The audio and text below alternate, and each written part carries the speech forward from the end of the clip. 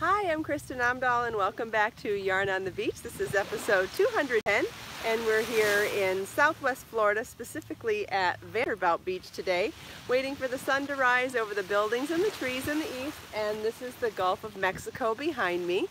We have a nice gentle breeze this morning, which feels very nice. The water's calm, the waves sound beautiful. Lots of really beautiful and interesting cloud formations this morning. Very pretty. Glad to be able to share it with all of you. If you are joining me live, please say good morning and let me know where you're from, what you're working on. Hi Sarah May and Ruthie and Judy and Lily. Thank you so much for joining me. Hi Lisa, Mar, Christy, Jane, Ruthie. Yes, it is a beautiful morning. The reflection on the water is really spectacular. Thanks, Lisa. I'm wearing a piece that I don't think I've worn to Yarn on the Beach before, and that is my Brooke tank top, which is one of the Crochet on Fabric projects. Let me finish this row and I'll show you. I also successfully French braided my hair for the first time since I cut 5 inches off the back. I had to put little ponytails in the back, couldn't braid any further than my head, but that's okay. And then I'm wearing the fantastical crochet vest that I designed for the knit show last August I believe. But I wanted to show you the tank top first. And this is where I made sleeves for a store-bought tank top by making a half circle motif and joining it to the existing tank top. And this is done in Be So Fine yarn in color Raven, same color as the tassel earrings, and as an outfit by itself. I have on fitted black shorts, but you could do this with black pants as well. Or, oh, I was sitting on a worm, yuck. You could wear this with a pencil skirt, even a jean skirt, jeans, whatever. I felt like it was a little too snug when I left the house this morning. Little tiny confession. Remember when I got food poisoning about a month ago? I haven't been eating healthy since, so I feel like on the yo-yo diet of my life, I'm on a gaining section right now because I haven't been eating well, but hopefully I snap out of it, and maybe admitting it to all of you will give me the accountability to knock it off. But I've been really struggling with eating healthy because I'm so worried about getting sick because I got sick on vegetables, which is stupid. It's irrational and whatever, but gotta knock it off. Anyway, so if I didn't feel so uncomfortable this morning, I think this outfit's cute on its own. But if you're like me and are worried about rolls in the center, honestly, a lace cardi vest is absolutely the best layering piece for hiding rolls, because you know what, it doesn't hide your figure. You can still see that I'm curvy and that I can still see the silhouette that I'm happy about my weight. You just lose the rolls and the imperfections. So anytime you can wear a lace over piece, I think it's so awesome to be able to throw that on. And if later in the day I felt more comfortable, I can take it off and the outfit's super pretty without it too. Yeah, Ruthie, I guess so. I guess I am eating what my body needs at this time. It happens to be a lot of bread and a lot of comfort foods, and I even stopped being vegan. I've gone to dairy and meat and lots of white bread and just been eating lots of chips. Eating lots of potato chips. So I don't know. If I don't knock it off, I will definitely gain my 20 pounds back. So we'll see. I think the key right now is to not shame myself for it. I know that it's something that I'm having to work my way through right now, so I'm going to work through it and I'll get back to something. The vest is called the Fantastical Crochet Vest, and it's the information for it is on my website. This is called the Brooke Tank Top. Take that off again. This is called the Brooke Tank Top, and that's also on my website. I believe it is also there's also a video for it, but if there is, it'll be embedded on the pattern page as well. Yeah, Fantastical Vest is from the Knit Show, but even from my website, if you search by the Knit Show or by that vest, I have all the information for how to find everything there. And I'm also wearing one of my shawl pins this morning. I know lots of people have bought them already, and everybody's been super happy with the quality, which I'm so happy to hear. They're handmade, and this one's made out of ebony wood. The other one I have is made out of rosewood, so it's lighter in color. And I have 5 different styles. Ruthie, you got sick on food recently too. Yeah. I wish that I had this type of vest in every color of the rainbow to put a different one on every day. The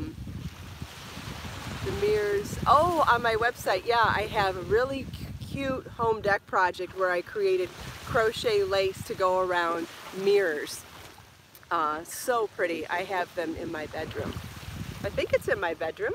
Yeah, pretty sure. So pretty.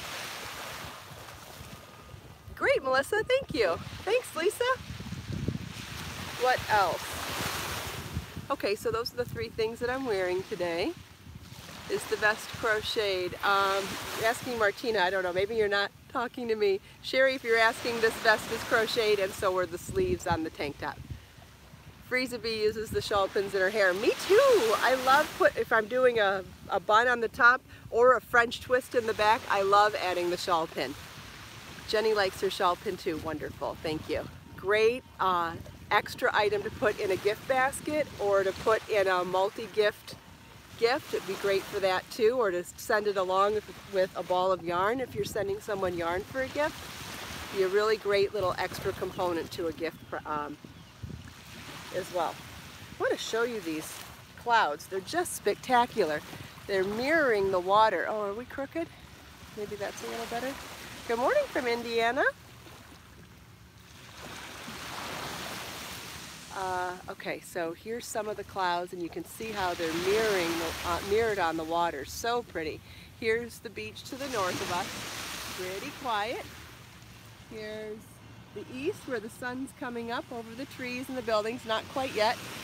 Here's Dolly the Wonder Wagon, and the beach to the south of us. Also pretty quiet this morning. And more of those amazing clouds reflecting on the water. We've got these huge cloud formations today. When the sun was coming up earlier, they were all bright colors of coral and orange and gold. It was absolutely spectacular. The water is really pretty today. Yes, I love the mirror effect of these gigantic clouds on the water. Especially that right there, so pretty. All right, does anybody have any other questions about the first things we talked about today? I wanted to pick up where we left off yesterday on,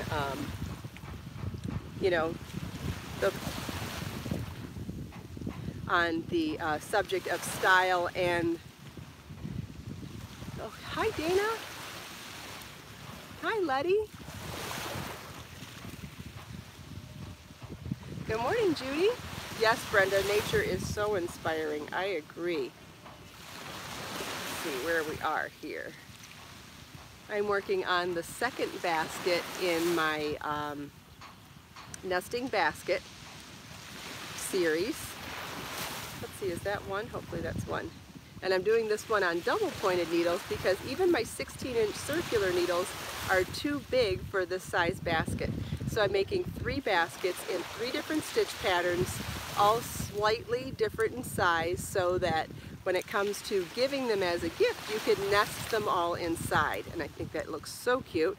And then once, if you're going to use them, you'd actually fill them with things. I think it would make a great baby gift. Imagine if you filled these with onesies, like rolled up a bunch of onesies in one of the baskets, rolled up some receiving blankets in another one of the baskets, and maybe rolled up, I don't know, something else baby-wise in the third one. I'll have to think about it. I was going to go to a baby store or baby department of a store and look for little things. And oh, even diapers would be cute in one. But I thought it'd be fun to figure out 3 different types of products to roll up and put in the baskets for the photo shoot for the patterns. Loving these 2 colors together too. This is Be So Tender yarn in colors Seafoam and Cobalt.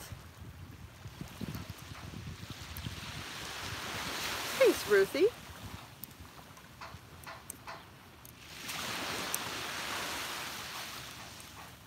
love that idea too. So I'm excited to go to the store and see what kind of little baby things will make sense to put in the basket. So one of the baskets is in the solid color, and that's the cobalt. Then the second basket now is in 2 colors with cobalt and seafoam. And then the third and final basket will have 3 colors, or at least 2 if not 3, and cobalt will be the color that's in all 3 baskets, but that will be the only thing that's the same. I think I said that right.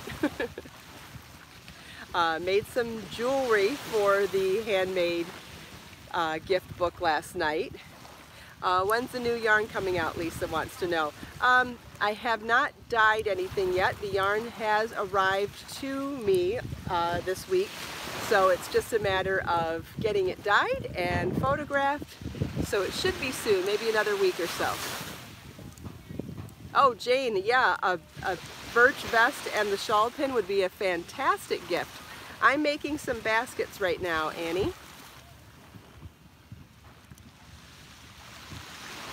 Yeah, I made some jewelry last night in Be So Sporty Bling, and oh my god, the silver looks amazing. I made a necklace and a bracelet last night, and debating what kind of earrings might go with it. And I've made a pair of knit earrings and a pair of crocheted earrings already for the book. So the jewelry section is well underway. Very exciting. Luann just is going to make the Chantilly lace vest. Wonderful. Yes, Christmas is only 4 months away, Brenda. That's right. So for this book, what I'm doing is choosing things that are not taking a long time to make. If you wanted to make shawls for everybody, you'd probably have to start a year in advance. But if you want to make handmade gifts for people and not spend a whole lot of time, which is always what my goal is when I make gifts, I like gifts to take me no more than a weekend to make, no more, and preferably less. And in order to do that, they need to be small or they need to be quick. And so that's pretty much the focus for this book, is to make things that you can legitimately choose for maybe not last minute gifts, but certainly quick gifts. Some of them could be last minute gifts, like jewelry, for sure. You could do that the day before you needed to give it. Thanks, Brenda. Hi, Maria.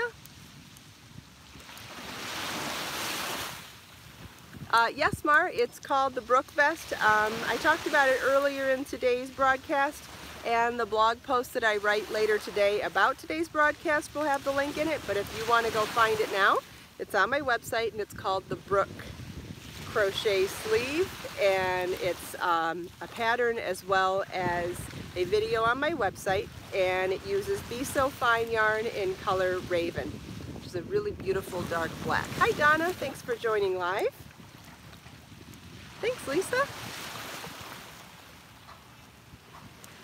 Right, if we're done with questions on that, which I think we are, it would be really great if we could touch back on what we've been talking about the last couple of days about the disconnect between craft and fashion, and some of the obstacles that we have when we're trying to figure out how to make things to wear that are going to look good on us and make us feel good once we've made them. And I feel like there's definitely a disconnect until you add the intention of paying attention to things that work for you fashion-wise. I got disconnected. I got distracted by a comment. Unless you actually make the intention of thinking about craft fashion-wise, it's very easy to end up making things that you don't like to wear. And I know we all have that feeling. I've heard it for years. How many people do you know that are crafters that say, oh, I love to knit or I love to crochet, but I don't keep anything I make, I give it all away. And not that there's anything wrong with that. Giving things away that you make is one of the most incredible gifts you can give somebody, right? A handmade gift is amazing, but there's no reason why you can't make handmade gifts for yourself as well. And I think one of the biggest parts of that is that we don't look at crafting projects the same way we look at fashion products when we're in a clothing store. When we're in a clothing store, we have a pretty good idea of what's going to look good on us, or what's something that works for us, or we get to try it on in the store. You don't get that opportunity when you're choosing a project to make and then wear. So there's so many obstacles, and we've talked about it over the last few days. So if you missed them, you can go back and watch the last couple episodes. We've talked a lot about the different components of things that you could and should consider to make sure that something's going to end up being something that you wear. And so we've talked a lot about gauge, we've talked a lot about silhouettes, we've talked a lot about size and understanding what size you should be making, and how to decide how the pattern is written for size. So I mean, in any one of these subjects that I've mentioned, we could actually go into a lot more depth. So if anybody has any questions along the way of any of this, please feel welcome to ask me either live or in the recorded comments, because as you know, I answer all the recorded comments as well, questions and comments as well. But today what I wanted to talk about with regards to all of that, I think I lost my stitch. Hold on a second. Let's finish this. Okay. Oh, Freezy Bee wears 3X and likes things long and drapey. Okay, so let's use that as an example for a second here. So let's say you're looking in a knitting magazine or a crochet magazine, and there is something about the styling of a photograph that just calls your name because you love how beautiful it is. I mean, unless it matches everything you just said you like to wear, you cannot be happy with the finished project, and you'll go, I don't understand, it looks so pretty in the photograph, right? But when you're looking at clothes in the store, we've been trained to understand that for many years. But when it comes to craft, we don't think in terms of that, and I'm just suggesting that we should try to apply what we know about clothing and fashion, you know, store-bought clothing and fashion, to craft. And I think if we go into choosing projects that way in the beginning, you have a more likely chance of success and having something that you'll love wearing afterwards. Somebody else asked a question today, what about yarn substitution? Yes, once you change the yarn, let's say you even touched a sample in a yarn shop and you went, oh my God, this is amazing, but I'm going to change it to this. The chances of it turning out exactly the same are very slim. It doesn't mean you can't make something beautiful, but it's most likely not going to be the same, especially if you change fiber content or change weight, which brings me to another point that I wanted to make. And this is going to be a pretty bold statement, and obviously there are exceptions to everything, but when it comes to making wearables, not hats, not scarves, not blankets, not accessories, when it comes to making wearables, the thinner the yarn, the more beautiful it's going to look on. Anything that adds bulk to you is not going to be more flattering, right? And I know that's a bold statement, and like I said, there's exceptions to everything, and there's time and a place for everything. There are some things in worsted weight yarn that I love to wear. I've made shrugs in Be So Tender worsted weight yarn that I love to wear, but I'll tell you what, I wear them over thinner fabric so that I still have a figure underneath, so that there's a contrast with the chunkier yarn. So then there's ways to wear chunky yarn to make it not look so bulky on your frame. But in general, Be So Sporty and Be So Fine, the sport weight and the fine and fingering weight yarns, those are the yarns that are going to be more figure flattering on you, always.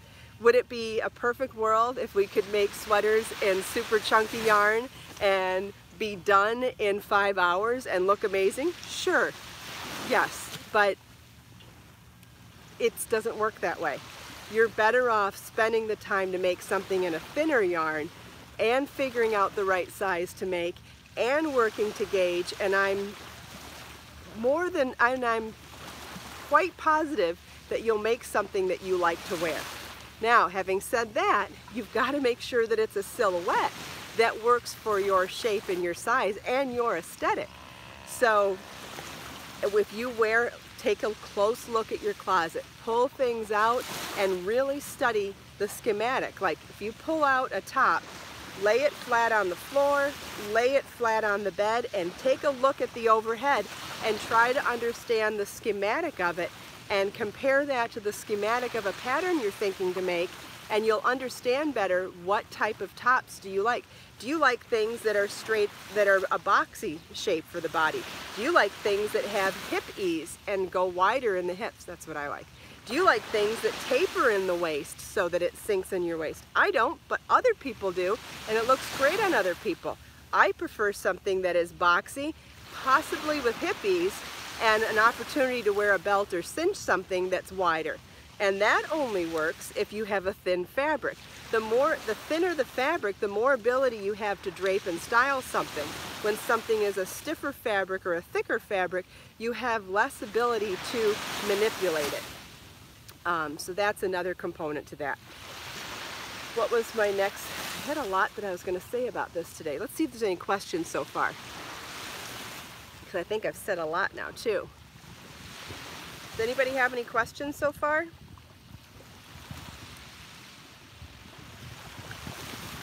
Oh, there's side conversations. Okay.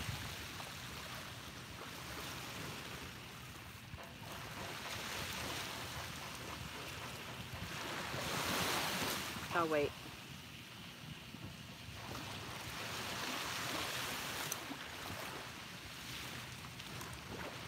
Yeah, it's a lot of info, Sherry, and it's probably a lot for one day even. And you know, just the more we talk about it and the more questions you have and the more different ways we can bring it up and discuss it, you know, what I'm going to try to do is find an item in my closet to compare, like a store-bought thing to compare to an idea that's in a craft project, and so that you can better understand what I'm talking about of comparing them.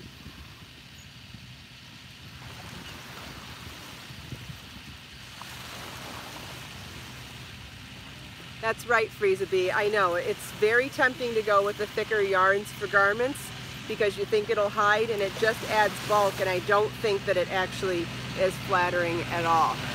And like I said, there's exceptions to everything.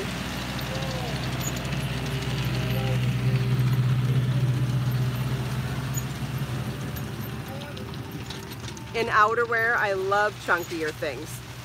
I love worsted weight or heavier for outerwear. But for wearing layers, inner layers, I much prefer lighter weight. Then the other thing to consider is the time of year and the application for where you're going to be wearing something to determine what type of fiber content to choose if you're going to be substituting, or, you know, regardless of whether you're substituting or not. Even choosing a yarn that's based on the pattern, you have to pay attention to the fiber content and make sure it's something that agrees with you. There are different animal fibers that may or may not agree with you. There are different temperature controls that you need to consider.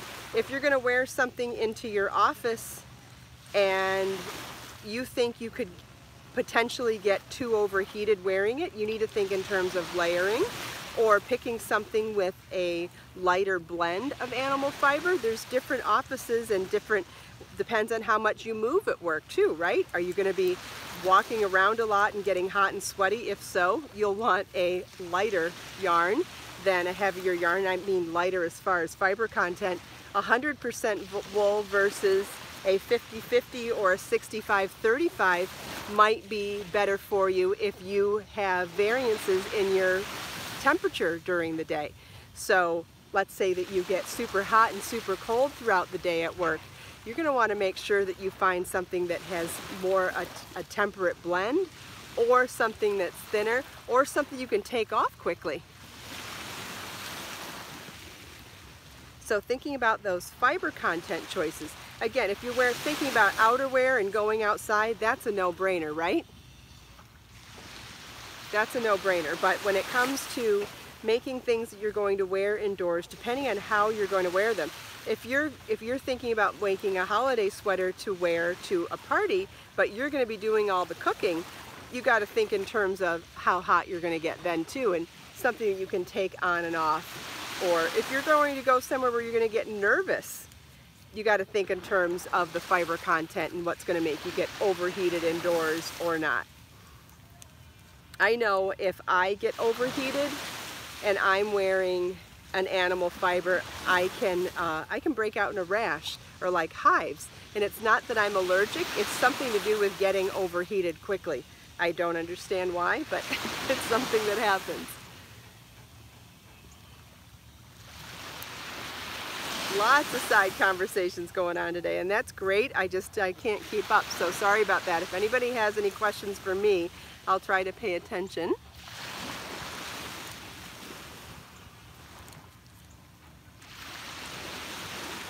And I'll show you my stripes here in a second too. I'm doing garter stitch stripes, which means I'm knitting around, then purling around, and then changing color. So the color is every 2 rounds. You see how pretty they look.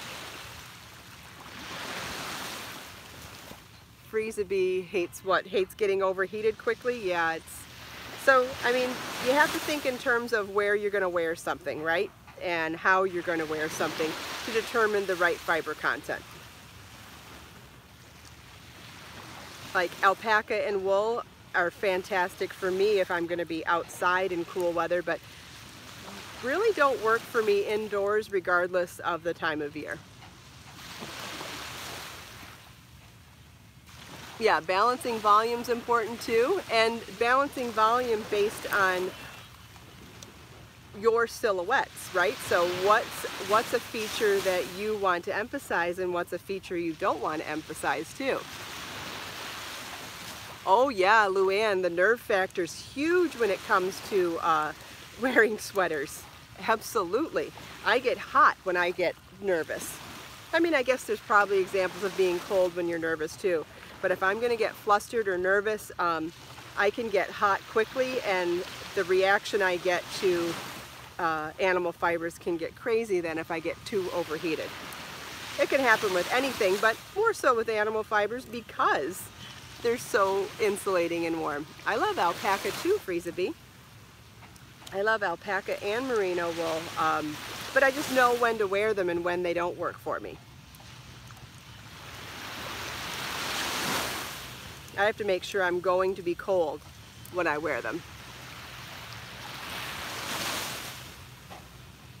What about alpaca do I like? A couple things. Alpaca I like the fact that alpaca is hypoallergenic, so it's less allergic qualities than wool, which I think is very interesting and makes it easier for many people. I like how it has a silky hand to it. I love the halo of it. What else do I like about alpaca? It's also extremely warm, so it's great for outerwear. Really great.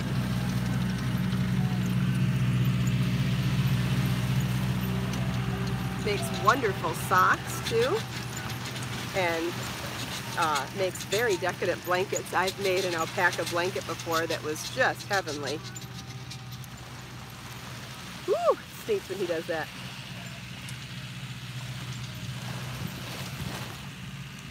I've also felted alpaca before. Just turned out amazing because of the halo.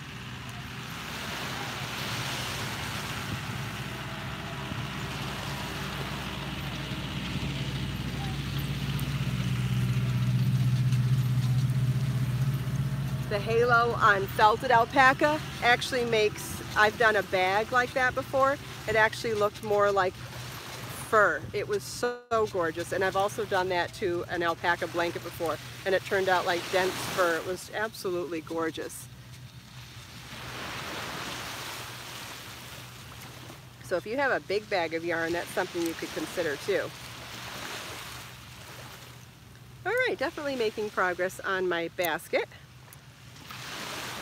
See, we're almost out of time. Does anybody have any more questions today? I meant to bring a color wheel with me today so we could talk about color a little more, but my computer didn't want to participate with me this morning and I couldn't print it. You know what? Luann's saying alpaca is super soft. Not always. Just like with any other product on the market, there are different qualities of everything. There's different qualities of cotton, bamboo, wool, merino wool specifically, alpaca. There are different qualities of everything. There's different qualities of acrylic, for goodness sake. There's different qualities of everything, and you can get something that feels scratchy and awful, and you can get something that feels like heaven. And most of the time you get what you pay for, right? But there's lots to know about the different qualities of yarn as well. So no, not all alpaca is soft, unfortunately. I wish it was. Not all yarn is soft. There's lots to know.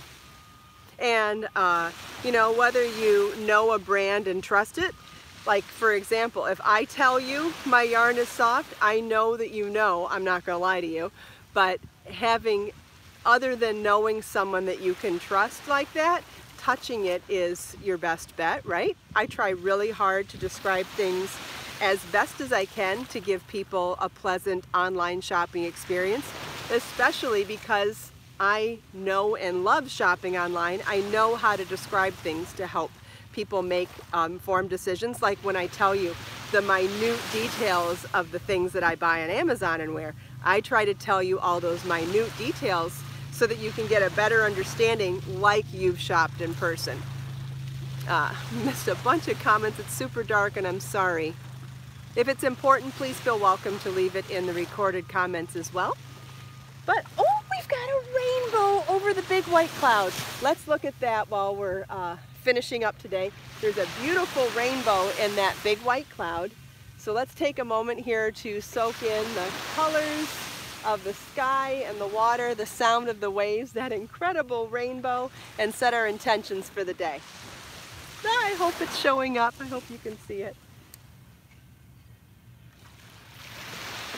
Oh, rainbows make me so happy. Love seeing all those colors together, and you can truly see the red, the orange, the yellow, the green, the blue, the purple. You can see all of them. They're mild, but you can see all of them.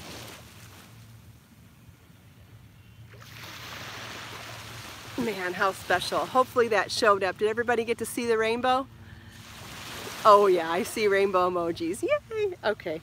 Thank you all so much for taking time out of your busy day to spend a few minutes here with me.